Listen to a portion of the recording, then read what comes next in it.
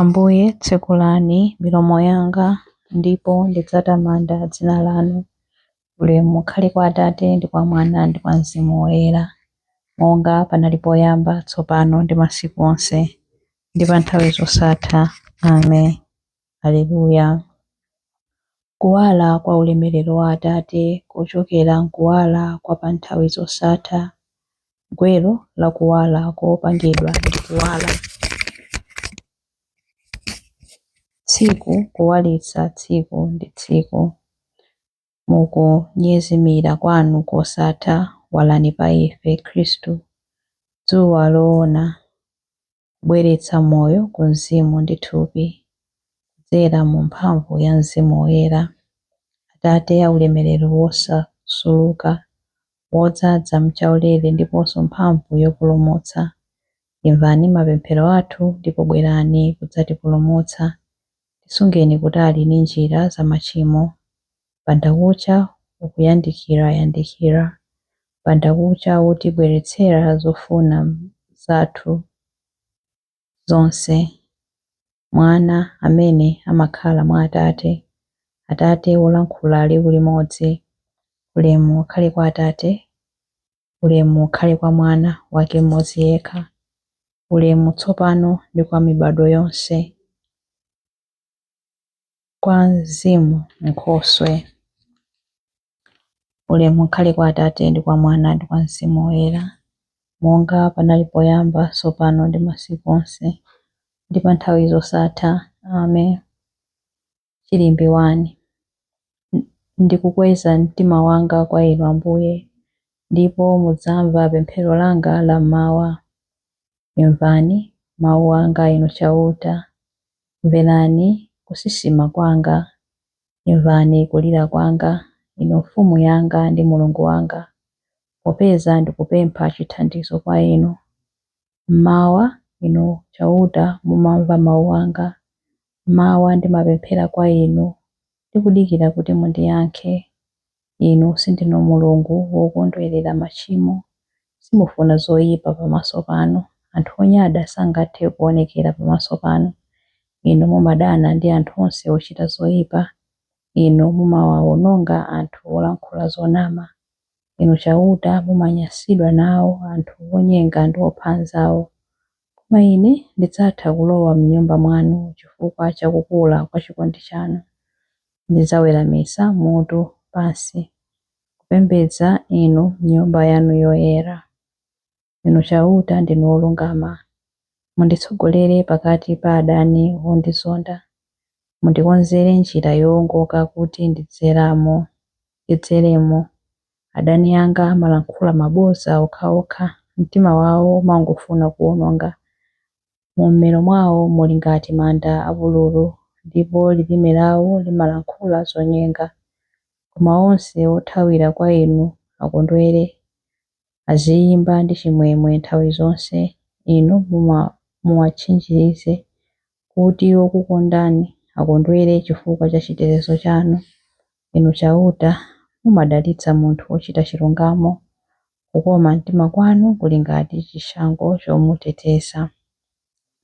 Ulemu ukhale kwa Atate ndi kwa Mwana ndi kwa Mzimu Woyera, monga panali poyamba, tsopano ndi masiku onse, ndi pa nthawi zosatha. Amen. Ndikukweza mtima wanga kwa Inu Ambuye, ndipo mudzamva pemphero langa la mmawa. Chilimbi 2. Tiyamika dzina lanu la ulemerero, Inu Ambuye Mulungu wathu. Mutamandike mpaka muyaya, Inu chauta Mulungu wa Israeli kholo lathu. Inu Ambuye ndinu akulu, amphamvu, aulemerero, opambana pa nkhondo, ndiponso oposa pa ulemu, popeza zonse zakumwamba ndi zapansi pano nzanu. Ufumu ndinu nokha, Inu chauta, ndipo wolamulira zonse ndinu. Chuma ndi ulemu zimachokera kwa Inu, ndipo mumalamulira zonse chifukwa muli ndi mphamvu zonse. Inu nokha mutha kukweza munthu ndi kumpatsa mphamvu. Tsopano ndikukuthokozani Inu Mulungu wathu, ndikukutamanda dzina lanu la ulemerero, Ulemu ukhale kwa Atate ndi kwa Mwana ndi kwa Mzimu Woyera, monga panali poyamba, tsopano ndi masiku onse, ndi pa nthawi zosatha. Amen. Tiyamika dzina lanu la ulemerero, Ambuye Mulungu wathu. Chilimbe 3. Pembedzani Ambuye m'mabwalo awo oyera. Tamandani chauta inu okhala kumwamba, tamandani ulemerero wake ndi mphamvu zake, tamandani ulemerero wa dzina la chauta, mumpembedze mu ulemu wa ungwiro wake. Liwu la chauta likumveka pamwamba pa nyanja, Mulungu wa ulemerero wachita bingu, liwu lake lamveka pa nyanja yayikulu. Liwu la chauta ndi la mphamvu, liwu la chauta ndi la ulamuliro. Liwu la chauta limathyola mikungudza, chauta amathyoladi mikungudza ya ku Lebanoni, amagwedeza phiri la Lebanoni kuti lizivinavina ngati likonyani. Amavinitsa phiri la Siriyoni ngati mwana wa njati. Liwu la chauta likutulutsa malawi ya moto, liwu la chauta likugwedeza chipululu, chauta akugwedeza chipululu cha Kadesi. Liwu la chauta likuzunguza miwanga, likupulula masamba a mitengo yonse mndondo. Omwe onse a m'nyumba mwake akufuwula kuti ulemererowo. Chauta amalamulira nyanja zonse, amakhala kwamuyaya pa mpando wake wachifumu. Chauta amapatsa anthu ake mphamvu, amadalitsa anthu ndi mtendere. Ulemu ukhale kwa Atate ndi kwa Mwana ndi kwa Mzimu Woyera, monga panali poyamba, tsopano ndi masiku onse, ndi pa nthawi zosatha. Amen. Pembedzani Ambuye m'mabwalo awo oyera. Mawu a Mulungu. Mawu a Mulungu akuchokera mu buku la 2 Atesalonika. 2 Atesalonika 3 verse 10b mpaka na 13. Paja nthawi imene tinali nanu pamodzi, tidakulamulani kuti munthu osafuna kugwira ntchito kudyanso asadye. Tikunena zimenezi popeza kuti tikumva kuti pali ena pakati panu amene ali ndi khalidwe laulesi. Anthu amenewa sagwira ntchito konse, koma amangolowera pa za anzawo. M'dzina la Ambuye Yesu Khristu tikuwalamula ndi kuwachenjeza anthu otere kuti azigwira ntchito mwabata ndi kumadya chakudya chodzigwirira ntchito. Koma inu abale, musatope nkuchita zabwino. Mawu a Ambuye. Tithokoze Mulungu. Chiyankho: wodala akhale Ambuye Mulungu wathu, wodalitsika m'mibado yonse. Wodala akhale Ambuye Mulungu wathu, wodalitsika kuchokera m'mibado yonse. Ntchito zawo zodabwitsa ndi zosafaniziridwa konse ayi. Wodalitsika m'mibado yonse. Ulemu ukhale kwa Atate ndi kwa Mwana ndi kwa Mzimu Woyera. Wodala akhale Ambuye Mulungu wathu.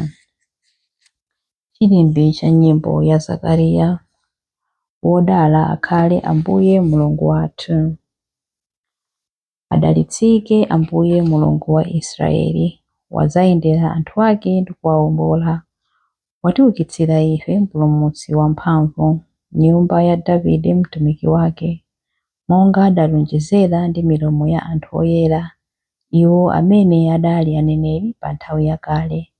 Mpulumutsi amene adzatimasula ife kwa adani athu, kumanja onse amene amadana nafe. Choncho chikondi chake pa makolo athu chakwaniritsidwa, ndiponso chipangano chake choyera chakumbukiridwa. Adalumbira kwa Abrahamu atate athu kuti adzatilola ndi ufulu kumantha ndi kupulumutsidwa m'manja mwa adani athu, kuti tithe kumutumikira iye mkuyera ndi mwachilungamo masiku onse a moyo wathu pamaso pake. Kwa iwe mwana wang'ono, udzayitanidwa mneneri wa Mulungu wamwambamwamba. Udzapita m'tsogolo mwa Ambuye kuti ukakonze njira zake iye asanabwere, kuti akadziwitse anthu ake za chipulumutso chawo, kudzera mchikhululukiro cha machimo awo onse. Chikondi chokoma cha mtima wa Mulungu wathu amene amatiyendera ngati m'bandakucha wakumwamba adzapatsa kuwala iwo amene ali mu mdima, iwo amene akukhala mu mthunzi wa imfa, ndi kutisogolera ife mu njira ya mtendere. Ulemu ukhale kwa Atate ndi kwa Mwana ndi kwa Mzimu Woyera, monga panali poyamba, tsopano ndi masiku onse ndi pa nthawi zosatha. Amen. Wodala akhale Ambuye Mulungu wathu. Mapemphero. Tiyamikira Khristu koposa munthu aliyense chifukwa adali wodzazidwa ndi chaulere ndi Mzimu Woyera. Mokhulupirira tiyeni timupemphe kuti Ambuye mutipatse mzimu wanu. Tipaseni tsiku la mtendere. Nthawi ya madzulo ikafika tidzakutamandeni mwachimwemwe ndi mtima woyera. Lolani kuti ulemerero wanu ukhale pa ife lero. Ambuye mutipatse mzimu wanu. Lolani kuti ulemerero wanu ukhale pa ife lero, ndipo muongolere ntchito za manja athu. Nkhope yanu yoyera itiwalire. Ambuye mutipatse mzimu wanu. Nkhope yanu yoyera itiwalire ife ndi kutikhalitsa mu mtendere wanu, ndipo dzanja lanu lamphamvu lititeteze ife. Ambuye mutipatse mzimu wanu. Yang'anirani ndi chifundo onse amene amayika chikhulupiriro chawo mu mapemphero athu. Muwadzaze ndi zaulere zonse zakuthupi ndi mzimu. Ambuye mutipatse mzimu wanu. Ambuye mutipatse mzimu wanu pamene tikupemphera kuti Atate athu muli kumwamba, dzina lanu liyeretsedwe, ufumu wanu udze, kufuna kwanu kuchitidwe monga kumwamba choncho pansi pano. Tipatse ife lero chakudya chathu cha lero. Mutikhululukire ife zochimwa zathu monga ifenso takhululukira adani athu. Musatisiye ife m'chinyengo, koma mutipulumutse ife kwa zoyipa. Amen. Pemphero. Atate, chilichonse chimene tidzachita pa tsiku la lero chiziyamba ndi chilimbikitso chanu, nkupitirizidwa ndi thandizo lanu la chipulumutso. Lolani kuti ntchito zanu nthawi zonse zizipeza gwero mwa inu, ndipo kudzera mwa inu zifike pa chimaliziro. Tikupempha izi kudzera mwa Yesu Khristu Ambuye athu, Mwana wa Mulungu. Mwana wanu amene ali ndi moyo ndi ufumu limodzi nanu ndi Mzimu Woyera, Mulungu tsopano ndi pa nthawi zosatha. Amen. Ambuye atidalitse, atiteteze ife ku zoyipa zonse ndi kutifikitsa umoyo wosatha. Amen.